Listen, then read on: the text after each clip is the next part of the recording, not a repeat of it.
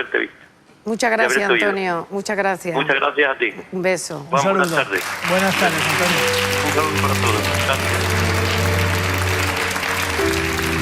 Pinta bien, Sí, pinta bien. sí que es verdad, sí que es verdad. Muy correcto. Muy correcto. Bueno. Observen ustedes que nos queda una señora con la que tenemos que tratar. Hay una caja, seguimos sin saber cuál es el contenido de esa misteriosa caja. Todo parece indicar que está relacionada con nuestro sillón doble de hoy, María Ángeles.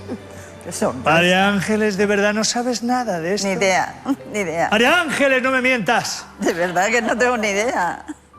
No tengo ni idea. Pues nada, tenemos que seguir con la incógnita. Oye, no hay manera, ¿eh? No hay manera. Almuñécar, ¿estáis atentos? Sí. Mira, han contestado los que no estaban roncando. Eso me...